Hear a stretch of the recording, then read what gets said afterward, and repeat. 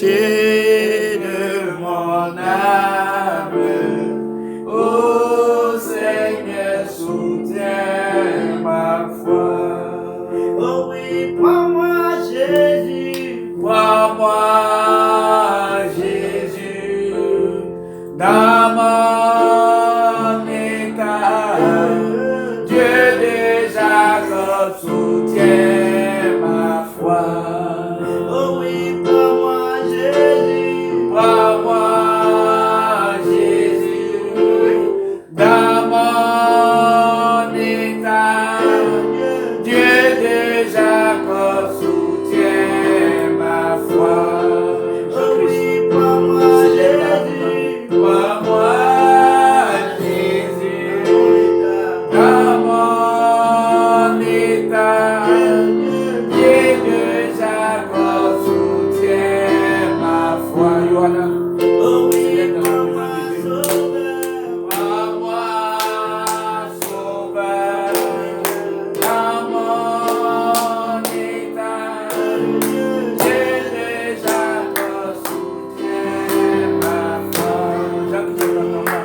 Christ est ma vie, Christ est la vie recherchée de mon âme. Ô Seigneur, soutiens ma foi. Christ est la paix, Christ est la paix recherchée de mon âme. Ô Seigneur, soutiens ma foi. oh oui, prends-moi Jésus, Prends-moi Jésus dans mon état. Tu chantes pour le Seigneur. Déjà soutiens ma foi. oh oui, prends-moi Sauveur, Prends-moi sauveur dans mon état. Dieu déjà soutient ma foi. oh oui, prends-moi Papa, Prends-moi papa dans mon état. Dieu déjà soutient ma foi. oh oui, prends-moi Sauveur, Prends-moi sauveur dans mon état. Dieu déjà soutient ma foi. Il ne m'a jamais laissé tomber.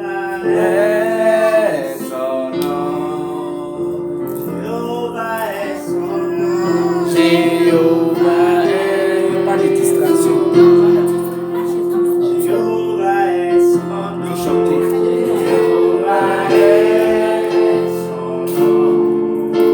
Jéhovah est son nom. Jéhovah est son nom. Puissant est son nom. Oh, puissant est son nom. Puissant est son nom. Oh, puissant est son nom. Nous disons puissant guerrier. Puissant guerrier, fort dans les combats. Puissant est son nom. Pasteur Ron, on va laisser les enfants chanter un peu. Jéhovah est son C'est nom. aux enfants. Jéhovah est son nom. Jéhovah est son nom. On vous entend pas. Son nom. Puissant est son nom. Même si Dieu est sur le toit, il va même pas entendre ce que vous dites. Son nom. Tout puissant est son nom. Tout puissant est son nom. Nous disons puissant guerrier. Puissant guerrier, fort dans les combats, tout puissant est son nom. Même Gabi chante avec eux. Jésus-Christ est son nom. Jésus-Christ est son nom. Tous ensemble, on loue le Seigneur. Jésus-Christ est son nom. Encore, il fait dans la maison de son peuple.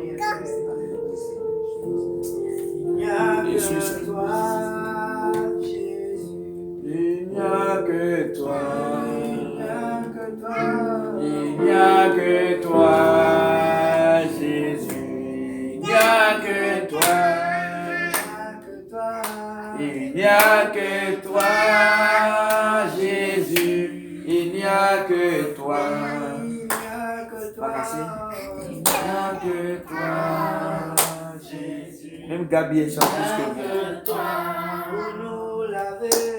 Il n'y a que toi, Jésus. Il n'y a que toi. Il n'y a que toi, Jésus. Il n'y a que toi pour nous sauver. Il n'y a que toi, Jésus. Il n'y a que toi. Il n'y a que toi, Jésus.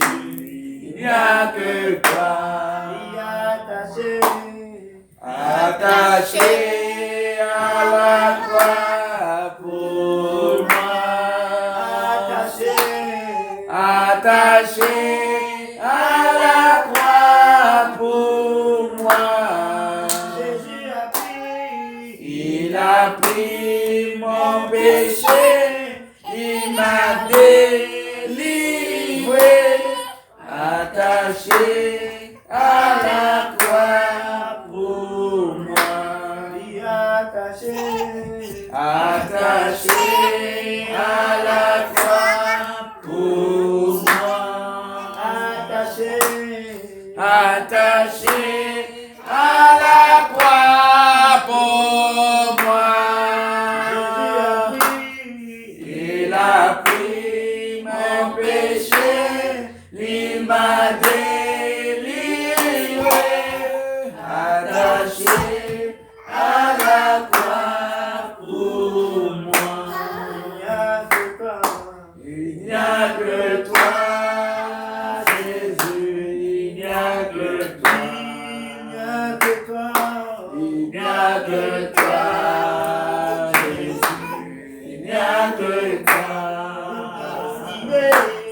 Il n'y a que toi, Jésus. Il n'y a que toi, Jésus. Il n'y a que toi. Il n'y a que toi, Jésus.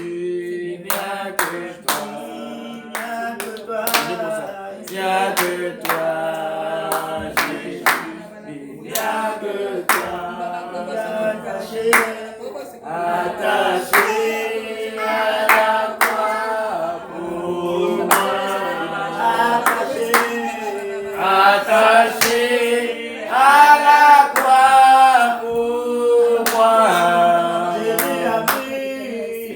a pris mes péchés, il m'a délivré, attaché à la croix pour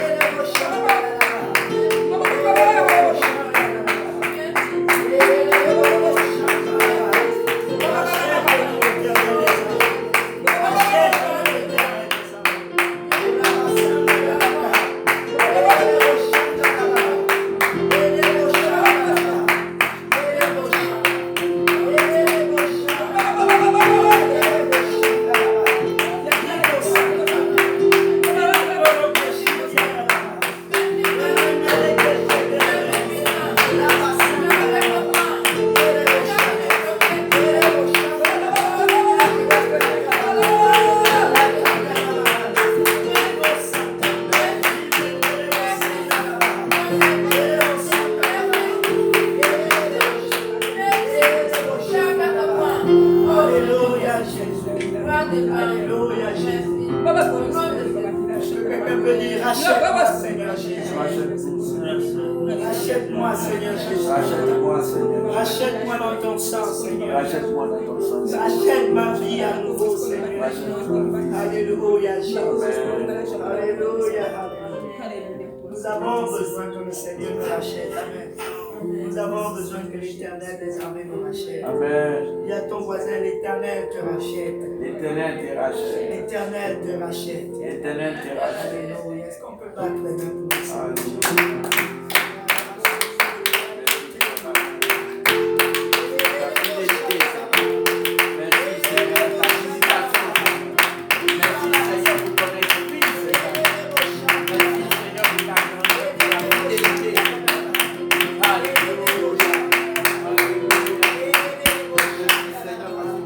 Alléluia, Jésus.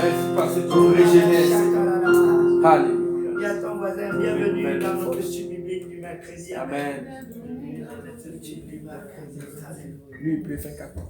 La présence du Seigneur est dans ce lieu. Amen. Amen. Et il suffit d'être ouvert à lui et il va nous faire descendre.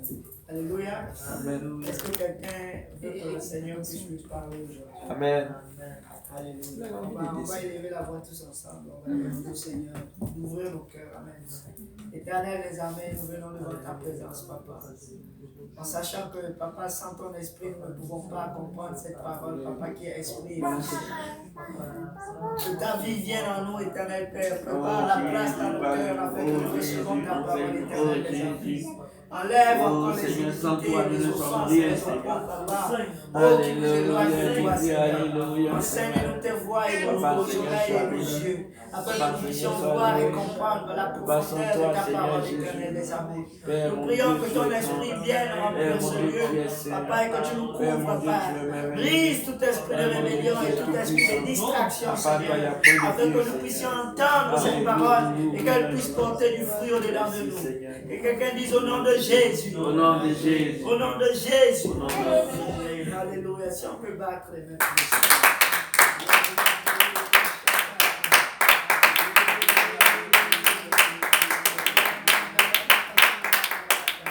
Gloire au nom de Jésus. Amen. Alléluia. Donc, rapidement, les annonces de la fin de semaine. Cette fin de semaine, on va se rencontrer encore samedi à 19h pour la prière. Amen. Nous allons prier pour les besoins de la ville et prier pour que le Seigneur puisse ouvrir les grandes portes pour un grand éveil. Amen. Nous sommes reconnaissants de ce beau dimanche des nations que nous avons eu. Et il y a eu vraiment des âmes qui ont été invitées, des personnes qui ont été touchées. Amen. Et même à Saint-Jérôme, on a eu des invités. Amen. Et on rend grâce à Dieu pour tout cela. Alléluia. Il y a eu des miracles et aussi des guérisons à Montréal.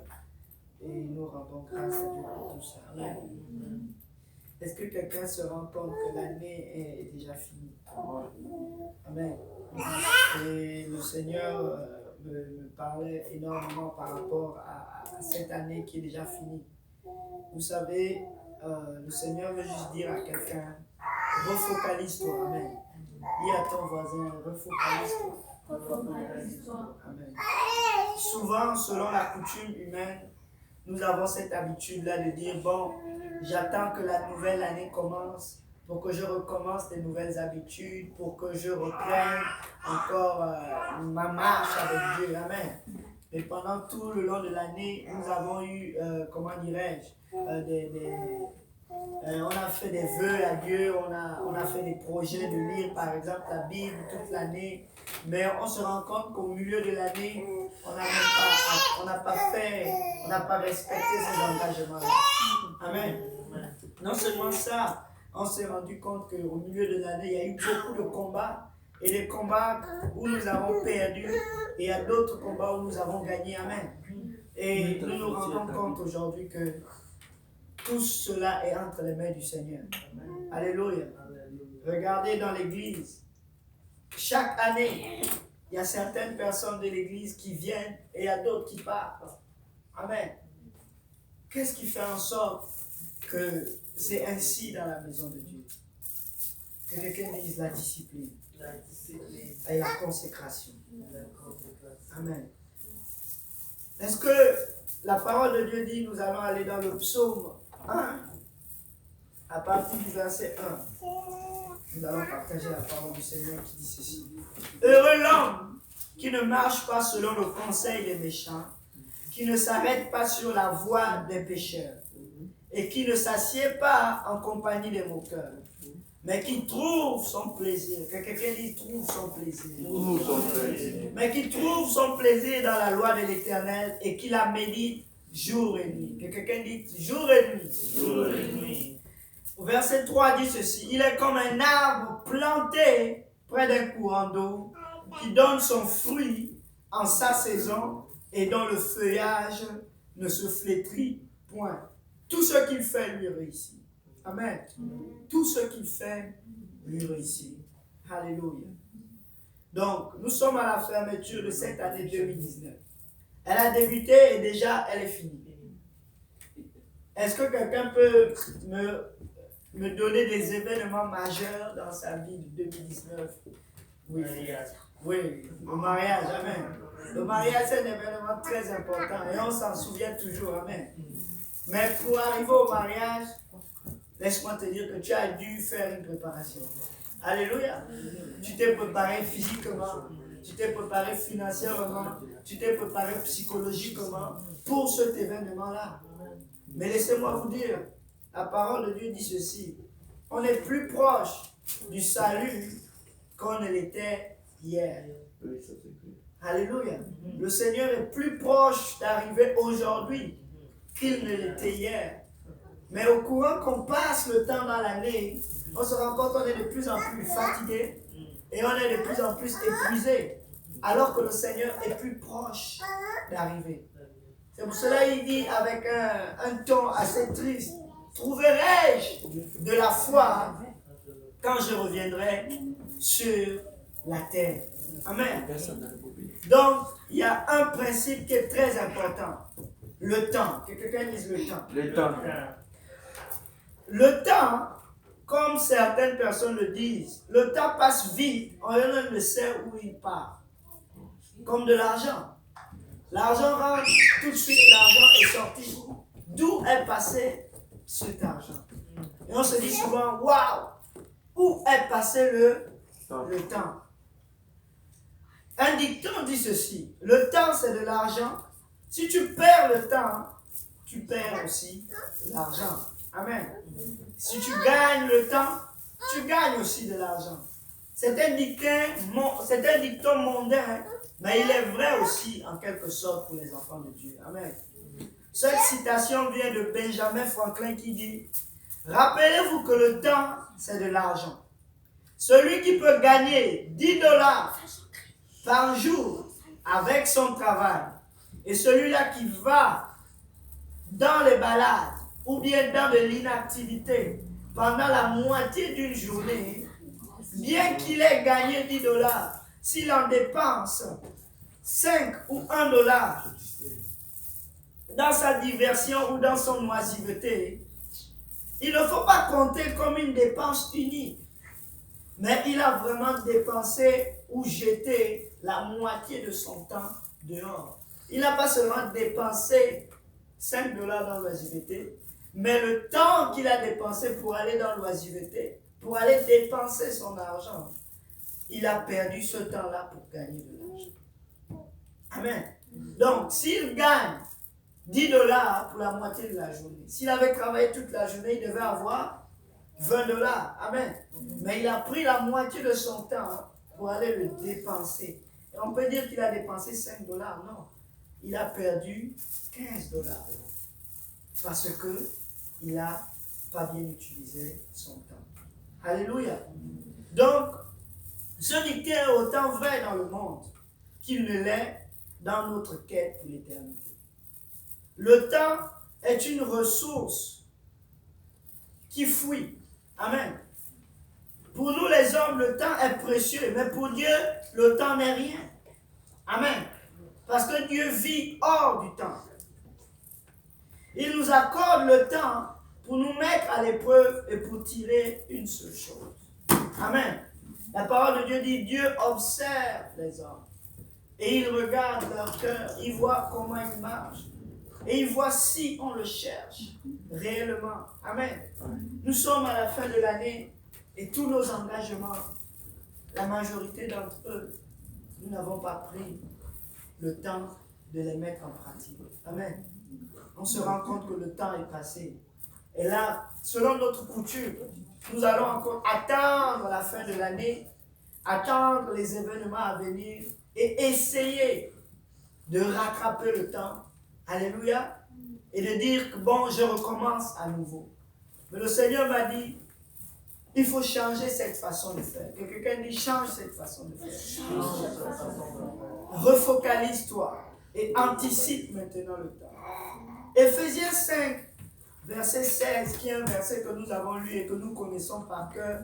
La parole de Dieu dit, rachetez le temps, car les jours sont mauvais. C'est pourquoi ne soyez pas inconsidérés, mais comprenez quelle est la volonté du Seigneur. Ne vous enivrez pas de vin, c'est de la débauche, mais au contraire, soyez remplis du Saint-Esprit. Alléluia. Amen. Rachetez le temps. Dieu est le maître des temps et des circonstances. Comment peut-on racheter le temps s'il nous a déjà racheté? Est-ce que vous êtes posé cette question? S'il est le maître, si le maître c'est notre ami, pourquoi on doit racheter le temps? Est-ce que vous avez déjà posé la question? Pourquoi je dois racheter le temps? Nous régnons déjà avec le Seigneur Jésus-Christ. Amen. Il a dit, nous sommes appelés à régner avec lui. Amen. Il nous a élus, il nous a appelés. Il a fait déjà de nous des sacrificateurs. Mais qu'est-ce que la durée et le temps vient encore faire dans notre vie aujourd'hui alors que nous sommes des chrétiens? Pourquoi le temps a de l'importance encore aujourd'hui? Alléluia. Dieu est le maître des temps et des circonstances. Pourquoi il nous demande alors de racheter le temps? Le temps est associé au salut de notre âme. Si tu perds le temps, tu es en train de perdre ton âme. Plus tu perds du temps et que tu ne contrôles pas le temps, tu es en train de perdre une partie de ton âme. Est-ce que vous avez pensé à cela? Que le salut de notre âme est accroché à la gestion de notre temps. C'est pour cela que le Seigneur dit, il viendra comme un voleur au moment où tu ne t'attends le moins. Alors il dit, veillez de peur que ce jour ou cette heure arrive à votre insu. Alléluia. Donc c'est notre responsabilité de veiller sur notre temps. C'est notre responsabilité de veiller sur notre âme. Alléluia. Proverbe 19, 5 dit ceci. La paresse fait tomber dans l'assoupissement. Et l'âme nonchalante éprouve la faim. En d'autres termes, Proverbe 22. Proverbe 19, 15. La paresse fait tomber dans l'assoupissement. Un paresseux, c'est quelqu'un qui sait qu'il a du travail à faire, il ne le fait pas. Amen. Il est à la maison, il s'assoit, il laisse le temps couler. Et il se retrouve dans les haillons. Il se retrouve dans la pauvreté et dans la misère. Parce qu'il n'a pas fait comme la fourmi. La fourmi travaille quand il est encore temps. Amen. Et quand l'hiver arrive, elle se repose parce qu'elle a travaillé. Amen. Mais en temps normal, nous tous, on devait faire ça ici. Hein? On devait travailler bien en été. Et puis tout l'hiver, on devait se reposer. Amen. J'ai pris que ces jours-là arrivent. Je n'ai pas sorti en hiver. Et c'est pour cela on est en train de parler du temps. Même dans le royaume de Dieu, il y a un temps pour toutes choses. Alléluia. C'est pour cela que le Seigneur dit, cherchez-le tant qu'il est encore temps. Donc il y a un temps pour chercher le Seigneur. Si tu as dépassé ton temps pour chercher le Seigneur, tu n'en auras plus. Donc, le Seigneur va se révéler d'une manière temporaire. Que quelqu'un dise le temps. Le temps. C'est pour cela, au verset 17, il dit, ne soyez pas inconsidérés. Ça veut dire que ne soyez pas comme ce paresseux du Proverbe 19, qui tombe dans l'assoupissement, et une âme nonchalante éprouve la faim. Celui qui garde, que quelqu'un dise, celui qui garde, ce qui est commandé, garde son âme. Et celui qui ne veille pas sur sa voie, il mourra. Si tu ne veilles pas sur ta voie, tu vas mourir. Amen. Si tu ne gardes pas ce qui est commandé, qu'est-ce qui va se passer? Tu vas perdre ton âme. Wow. Notre âme est attachée à la manière dont nous allons garder le temps, à la manière dont nous allons vivre dans le temps que Dieu nous a alloué. Il y a un passage qui me fait toujours très peur et que j'essaie toujours de comprendre, que le Seigneur me met souvent à cœur. Éphésiens au chapitre 2 dit ceci, à partir du verset 3. Vous étiez morts par vos offenses et par vos péchés. Ça veut dire que lorsque nous ne connaissions pas le Seigneur, on était déjà en train de mourir. Alléluia. Parce qu'on ne le cherchait pas et on était en train de gaspiller notre temps dans le monde, dans lequel vous marchiez autrefois selon le train de ce monde, selon le prince de la puissance de l'air, de l'esprit qui agit maintenant dans les fils de la rébellion. En d'autres termes, lorsqu'on n'obéissait pas à la voix de Dieu, lorsqu'on ne cherchait pas Dieu, on marchait selon l'esprit du diable. Et le diable était en train de nous conduire dans la mort. Le temps qui nous était alloué pour chercher Dieu et pour trouver Dieu était mis au service du diable. Donc ce temps qui nous était alloué nous conduisait directement en enfer. Amen. Et il dit encore ceci au verset 3. Nous tous aussi, nous étions de leur nombre et nous vivions autrefois selon les convoitises de notre chair, accomplissant les volontés de la chair et de nos pensées. Donc, notre volonté, notre temps était utilisé pour satisfaire les désirs de la chair. Tout ce que tu penses, c'est ce que tu es. Si tu penses devenir un glouton, tu vas tout faire pour travailler pour le devenir. Si tu veux devenir riche, tu vas mettre tout ton temps, toute ton intelligence et toute ta force pour acquérir cette richesse. Amen. C'est pour cela que le Seigneur dit, recherchez premièrement le royaume des cieux et sa justice. Et toutes ces choses vous seront données par-dessus tout. Donc le temps qu'on avait, c'était pour nous satisfaire nous-mêmes. C'était pour faire ce que l'on voulait. Mais quand le Seigneur nous demande de racheter le temps, qu'est-ce qu'on doit faire alors avec le temps qu'il nous accorde? Quelle est la durée de ce temps? Comme David le dit, apprends-moi à compter mes jours afin que je puisse appliquer ces jours-là à chercher la sagesse et à craindre ton nom. Alléluia. David voulait savoir quel est le nombre de ses jours, tout simplement parce qu'il voulait appliquer son cœur à la sagesse. Il voulait en d'autres termes appliquer son cœur à rechercher Jésus qui est la sagesse. Amen. Donc le temps est très important dans la marche du chrétien. Que le temps ne soit pas une denrée qui est passagère et qu'on ne pense pas que si on perd du temps, ça ne va jamais nous rattraper. Non, ça va nous rattraper quelque part. Il dit au verset 4, mais Dieu, qui est riche en miséricorde, à cause du grand amour dont il nous a aimés, nous qui étions morts par nos offenses, il nous a rendus à la vie avec Christ. Et c'est par grâce que vous êtes sauvés. La grâce de Dieu est infinie. La miséricorde de Dieu est infinie. Mais l'amour de Dieu n'est pas infini. Dieu a manifesté son amour en mourant pour nous. Mais son amour a un temps limité. Alléluia. Et si nous ne connaissons pas le temps, nous allons penser que Dieu nous aime, il nous aime, il nous aime, il nous aime. Et puis on peut perdre le temps, et on se rend compte que wow, on a perdu le temps et Dieu n'est plus de notre côté. Parce que si Dieu nous aimait de manière éternelle, ça ne servait à rien qu'il nous sauve. Amen. Ça ne servait à rien qu'il nous amène dans sa maison. Il devait juste dire, je les aime, je les laisse tels qu'ils sont, et ils font ce qu'ils veulent. De toutes les manières, je vais les aimer. Mais Dieu, au temps convenable, il a envoyé son Fils unique, à un temps particulier. Quand c'était le temps, il a envoyé son Fils, et son Fils est venu accomplir sa volonté. Amen.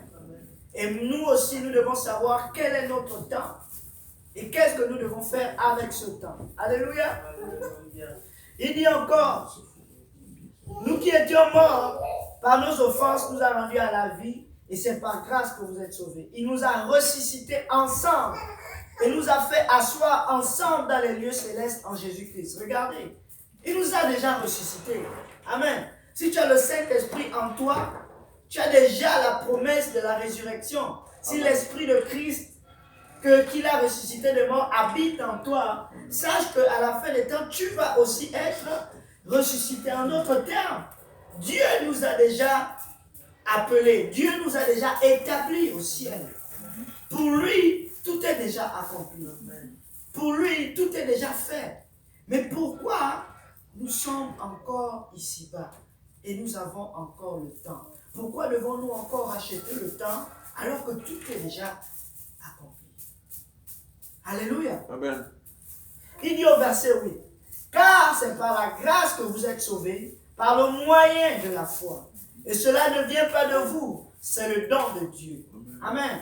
L'appel de Dieu dans notre vie, c'est un don, c'est un cadeau que l'Éternel nous a donné. Donc nous ne devons jamais être orgueilleux en disant, je suis sauvé par moi-même. Je suis sauvé parce que j'ai bien mangé, ou bien parce que j'ai bien travaillé. Non, c'est Dieu dans sa miséricorde, dans sa grâce infinie, qui a décidé de nous tirer du monde et de nous ramener dans un endroit particulier. Alléluia. Mais voici le verset qui est important. Ce n'est point par les œuvres afin que personne ne se glorifie. Le verset dit, c'est très clé et très important. Il dit, car nous sommes son ouvrage. Amen. Dorénavant, quand nous sommes rachetés, nous sommes maintenant son ouvrage. En d'autres termes, quand Dieu nous rachète, nous sommes par exemple la souris. Nous sommes cette souris qui appartient à Dieu. Ayant été créés en Jésus-Christ. Vous savez que lorsque nous sommes nés de nouveau, nous sommes des nouvelles créatures. Donc nous sommes créés en Jésus-Christ lorsqu'on est baptisé, lorsqu'on a revêtu Christ. Pour quelle raison? Pour de bonnes œuvres que Dieu a préparées d'avance afin que nous les pratiquions. En d'autres termes, le temps que nous devons racheter, ce n'est pas un temps qui est vide ou bien un temps qui est en vain, mais c'est un temps dans lequel nous devons accomplir, où nous devons marcher dans certaines choses qui sont spécifiques. Dieu a préparé des bonnes œuvres en avance, avant même qu'on ne soit sauvé. Dieu avait déjà dit, frère Léo, voici les 2 années que je veux que tu puisses vivre. Pendant ces 2 années, voici comment je veux que tu puisses marcher. Si tu ne marches pas dans ces 2 années-là, tu es en train de perdre ton âme. Parce que tu ne veilles pas à ton âme. C'est pour cela qu'on dit, celui qui garde ce qui est commandé, garde son âme. Si tu gardes les commandements de Dieu, tu es en train de sauver ton âme. Alléluia. Dieu a préparé des œuvres particulières que nous devons mettre en pratique. Regardez, l'année 2019 est passée. Nous ne pouvons plus jamais repartir en arrière et aller récupérer le temps qui a été volé. Nous ne pouvons plus jamais retourner en arrière, aller récupérer les finances que nous avons perdues. Nous ne pouvons plus jamais retourner en arrière, aller récupérer la santé qui a été volée. Nous ne pouvons plus jamais retourner en arrière, aller récupérer la nourriture que nous n'avons pas mangée. Nous ne pouvons plus jamais retourner en arrière, aller sauver les âmes que Dieu voulait qu'on puisse sauver. Alléluia. Que quelqu'un dise le temps. Le temps est très important. Il a pratiqué des œuvres que nous devons mettre en pratique. Donc notre objectif, c'est de chercher quelle est la volonté de Dieu. Que nous ne marchions pas comme des personnes inconsidérées, mais que nous comprenions quelle est la volonté du Seigneur. Au lieu d'être remplis du vin, ce qui satisfait notre chair, mais nous devons être remplis du Saint-Esprit. Notre désir chaque jour, c'est de rechercher quelle est la volonté du Saint-Esprit. Qu'est-ce que le Saint-Esprit veut? Amen. Vu que nous connaissons alors que le temps que Dieu nous a donné est important et que notre âme et que notre vie en dépend, que devons-nous faire alors? Comment peut-on racheter le temps? Tu ne peux pas racheter le temps si tu ne planifies pas de gagner ce temps-là. Alors que nous sommes en train de finir l'année 2019, le Seigneur veut que nous vivions déjà comme si nous étions en 2021. Que quelqu'un dise, waouh, comment je veux faire pour vivre en 2021 alors que je suis encore en 2019? Tu vas faire cela si tu demandes à Dieu quelle est ta volonté, quelle est sa volonté dans ta vie. Dieu va te montrer la pensée de l'éternité qu'il a planifiée pour toi. Et il va te la donner, ça va être ton chemin et ta direction. Que dans tout ce que tu vas faire, tu ne vas marcher que dans ce qui a planifié. Et là, tu auras une ligne directrice et tu vas savoir que je ne veux me détourner ni à gauche ni à droite parce que je sais que je vais à un endroit. Est-ce que vous vous rappelez de Josué qui avait eu l'appel du Seigneur pour conduire le peuple d'Israël dans la promesse, dans la terre promise? Pendant leur marche, ils gagnaient des combats, mais il y avait un peuple qui était malin. C'était les Gabaonites. Ils ont entendu dire que Josué devait aussi venir les détruire. Qu'est-ce qu'ils ont fait? Ils ont anticipé. Ils se sont habillés en lambeaux, ils ont pris des vieux morceaux de pain, des vieilles outres brisées, et ils sont venus, ils ont dit, nous sommes vos frères.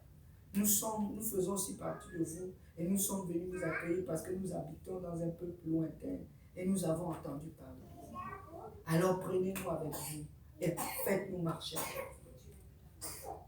Mais Josué est tombé dans le piège de l'ennemi. L'ennemi savait, l'ennemi avait déjà entendu ce que Dieu voulait faire avec Josué. L'ennemi a préparé un plan pour conduire Josué dans la perdition.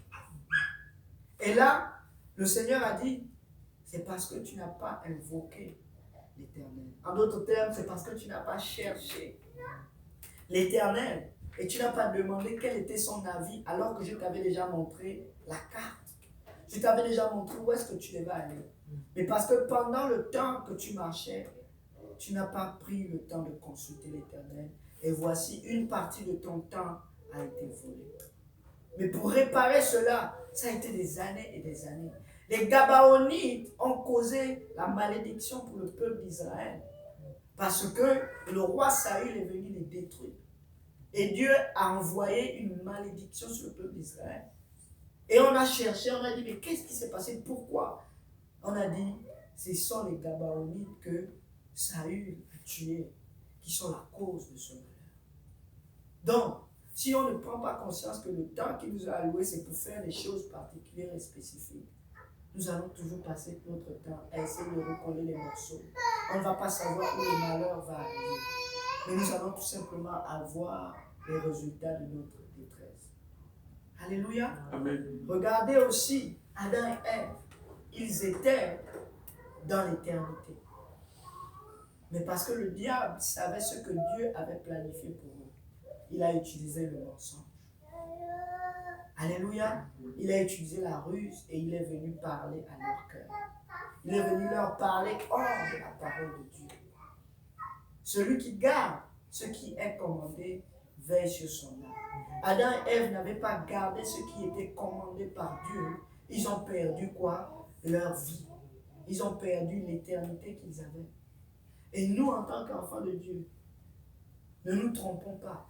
Le temps qu'il nous a donné, il y a aussi quelqu'un qui sait qu'il n'a pas assez de temps. Et il vient avec une grande colère. Il vient seulement, non seulement nous accuser, mais il vient aussi nous piller, nous dévorer et nous voler. Donc nous devons dire que je veux vivre déjà comme si je vivais en 2021 parce que le temps de 2020 sera déjà planifié dans un classeur et je ne veux faire que ce que Dieu voudrait que je fasse. Alléluia. Dieu a pratiqué des bonnes œuvres. Dieu a préparé des bonnes œuvres en avance pour nous. Qu'advient-il si on ne fait pas ces bonnes œuvres que l'Éternel a pratiquées pour nous? Qu'est-ce qui va se passer? Parce qu'on peut prendre ce temps et faire autre chose. Amen. Mais qu'est-ce qui va se passer? Deutéronome 10, 12 dit ceci. Maintenant, Israël, que demande de toi l'Éternel ton Dieu? Si ce n'est que tu craignes l'Éternel, ton Dieu, afin de marcher dans toutes ses voies, d'aimer et de servir l'Éternel, ton Dieu, de tout ton cœur et de toute ton âme. C'est ce que Dieu attend de chacun de nous dans le temps qu'il nous a donné. Que nous puissions, avec le temps que nous avons, premièrement, c'est de le craindre. Craindre Dieu, c'est de savoir que le temps qu'il nous a donné lui appartient. Les biens qu'il nous a donnés lui appartiennent. Les secondes qu'il nous a données lui appartiennent. Et avant même de prendre une décision, nous allons demander au maître du temps et des circonstances, Seigneur, qu'est-ce que tu veux que je fasse? Que je cherche ta face continuellement. C'est ce que l'Éternel attend de nous. Alléluia. Amen. Voici encore un passage qui m'a vraiment beaucoup intrigué par rapport au temps. Luc,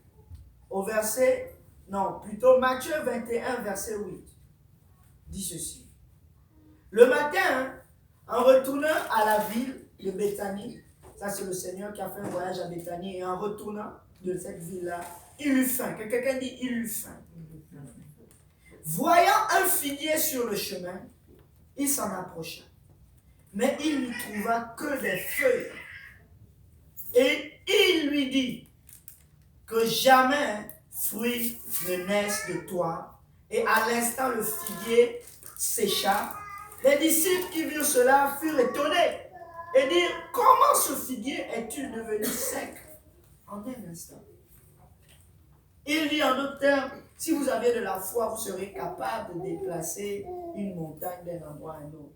Mais au-delà de regarder la foi, regardons pourquoi d'abord le Seigneur a-t-il maudit le figuier.